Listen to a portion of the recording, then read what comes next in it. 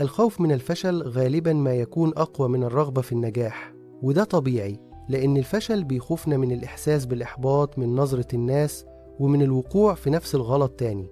بس لو ركزنا شوية هنلاقي إن اللي بيتعلموا من فشلهم وبطلوا يخافوا منه هم فعلا اللي بيحققوا نجاحات كبيرة. النجاح اللي بيجي بسهولة ساعات بيكون وراه مشاكل محدش متوقعها. الفشل مش عدوك، هو درس قاسي، بس هو اللي يرشدك للطريق الصح.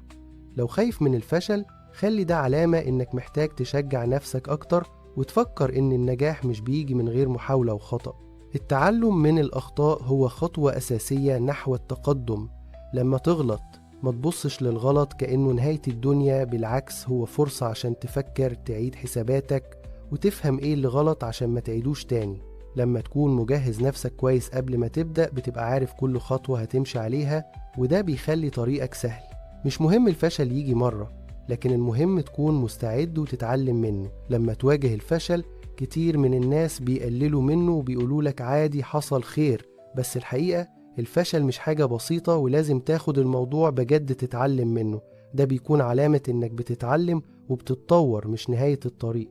الفشل مش غلطة ولا حاجة يبقى خلاص انتهيت، بالعكس هو فرصة تفهم بيها الدنيا اللي حواليك أكتر. لما تفشل بتعرف مين الصحاب اللي معاك في المشوار ومين اللي بيختفي أول ما الأمور تتعقد. الفشل بيكشف لك مين الناس اللي واقفة جنبك بجد ومش بس بالكلام. لما تمر بلحظات صعبة بتعرف مين اللي بيشد إيدك وبينصحك ومين اللي بيختفي أو حتى بيغلط عليك. لازم تستغل الفشل كأداة للنمو الشخصي، يعني كل مرة تفشل فيها مش مجرد خسارة، دي فرصة تتعلم منها حاجة جديدة عن نفسك وعن الدنيا. لازم تسأل نفسك إيه الحاجة اللي ما عملتهاش صح وإيه الدرس اللي اتعلمته. لازم تفهم إن الفشل مش بس نهاية، لا ده بداية جديدة. الفشل ده أداة قوية تقدر تستخدمها عشان تكبر وتتطور. مش المهم إنك تفشل، المهم إنك تتعلم من غلطاتك وتعدل طريقك. ما تسيبش خوف الفشل يوقفك أو يعيق طريقك قدام النجاح. لازم تفكر دايما إن الخوف ده مجرد إحساس، وإنت اللي بتقرر إذا هتسيبه يحكم عليك ولا لأ. الفشل مش نهاية الطريق، ده جزء لازم تمر بيه عشان تتعلم. خليك فاهم إن دي فرصة تعيد فيها حساباتك وتقوي عزيمتك أكتر. النجاح الحقيقي مش بيجي غير بعد ما تتعلم من أخطائك.